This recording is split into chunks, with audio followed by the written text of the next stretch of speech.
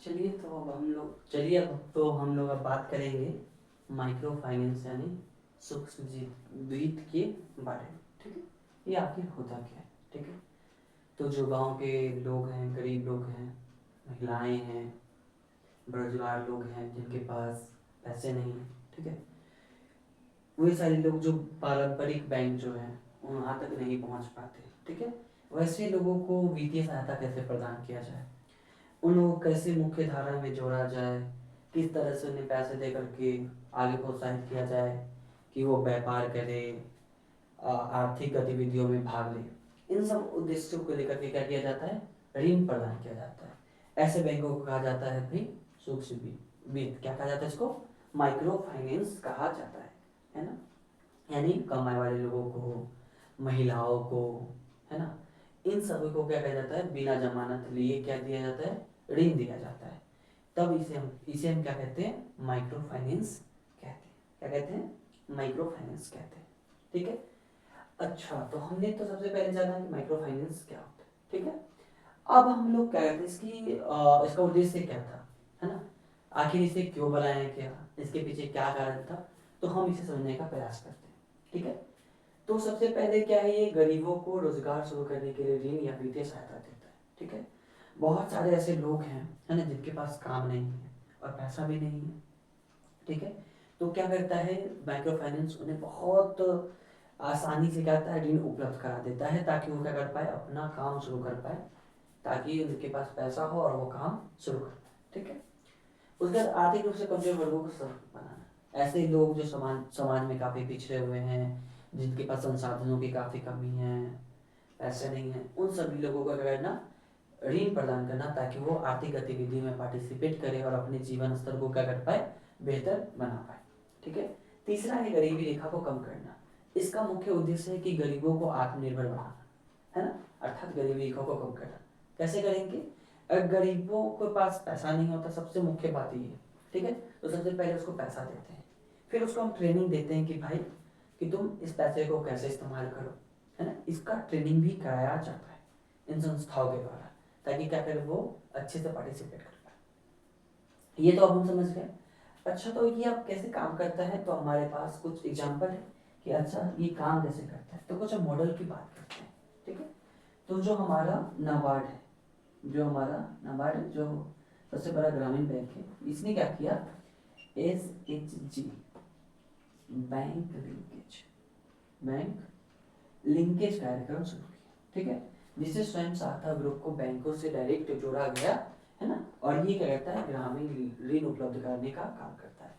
हम लोग जरूर गांव में रहते हैं तो SHG के बारे में जरूर सुने होंगे। एक मॉडल है SHG मॉडल।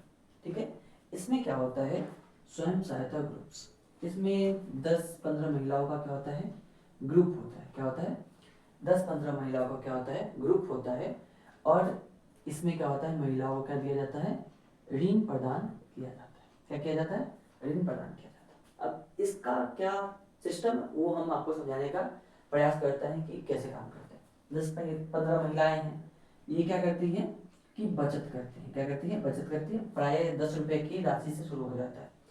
अब ये जो बचत करती हैं, बचत करने के बाद ये ऋण के लिए आवेदन करती हैं।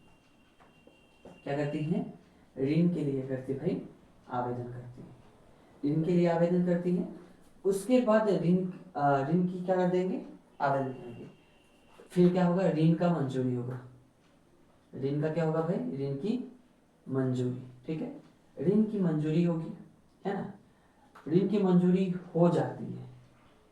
एक मिनट, ऋण की मंजूरी नहीं होती है तो ये क्या करेंगे भाई, पुनः आवेदन। क्या करेंगे, पुनः आवेदन करेंगे, किसके लिए, तो ऋण के लिए। ठीक है, अगर ऋण की मंजूरी हो जाती है तो इन्हें क्या मिलता है, ऋण मिल जाता है। क्या हो जाता है, ऋण मिल जाता है। फिर इस ऋण को क्या करते हैं, वो अपने कार्य के लिए लगाते हैं। कार्य के लगाने के बाद क्या होता है, इनको इनकम होता है, तो इनका इनकम बढ़ता है, और इस इनकम का छोटा सा भाग क्या करते हैं ये लोग, कर्ज को चुकाने में लगाते हैं। ठीक है, तो इस तरह से क्या होता है, ये SHG काम करता है, स्वयं सहायता ग्रुप्स काम करता है। ठीक है, इसके अलावा ग्रामीण स्तर पे एक दो चीज और है ना, जैसे कि कुछ गैर बैंकिंग संस्थाएं हैं, जैसे कि आपका MPI है ना, माइक्रो MFI है, sorry MFI micro finance institute. ये भी क्या करता है, ग्रामीण स्तर पे क्या करता है, ऋण प्रदान करने का काम करता है। प्लस में इसका एक और काम क्या है कि ये आपको क्या करता है, प्रशिक्षण भी देता है कि किस तरह से आप अपने पैसे से क्या कर सकते हैं, आगे बढ़ सकते हैं ऋण के माध्यम से। ठीक है, तो ट्रेनिंग प्रोग्राम भी ये चलाता है। ठीक है, उसके अलावा आप एक और जान सकते हो JLG, ठीक है, ज्वाइंट लायबिलिटीज ग्रुप। ठीक है, इसमें क्या होता है, 4-5 लोग होते हैं, इनके द्वारा क्या किया जाता है, ऋण लिया जाता है, और ये 4-5 लोग जिम्मेवारी लेते हैं कि हाँ हम जो भी पैसा लिए हैं उसको चुकाएंगे। तो इस तरह से हमें क्या होता है, ग्रामीण क्षेत्र में ऋण देखने को मिलता है।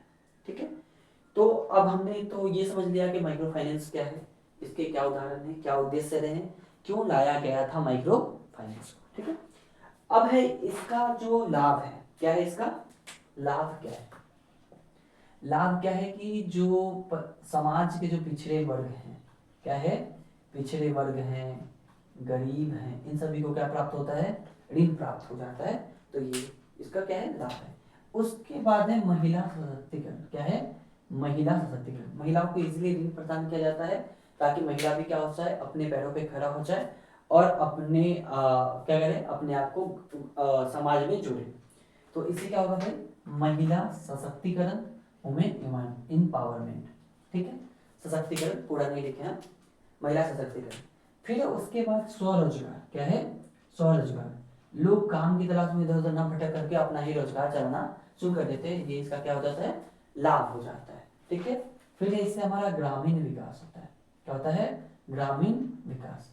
ऋण के माध्यम से लोग क्या होते हैं, आर्थिक गतिविधि में जुड़ते हैं और अपने पारिवारिक और सामाजिक स्थिति में क्या लाते हैं, सुधार लाते हैं। इस तरह से धीरे धीरे क्या होता है, ग्रामीण विकास होता है। ठीक है, तो ये इसका क्या होगा, मुख्य लाभ हो गया। अब इसके सामने चुनौती क्या है, चुनौतियां या नुकसान या हानि क्या है। ठीक है, तो इसमें जो ब्याज दर होता है वो काफी ज्यादा होता है, ब्याज दर होता है काफी ज्यादा होता है। ठीक है, जिस वजह से ये हमें क्या लगता है, काफी कठिन लगता है।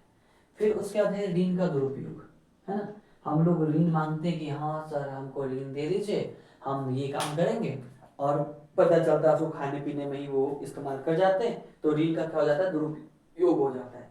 ठीक है, उसके बाद क्या रहता है कि जो भी ऋण लिया गया है, इस ऋण की जो वसूली होती है वो काफी जबरन तरीके से कराया जाता है ना।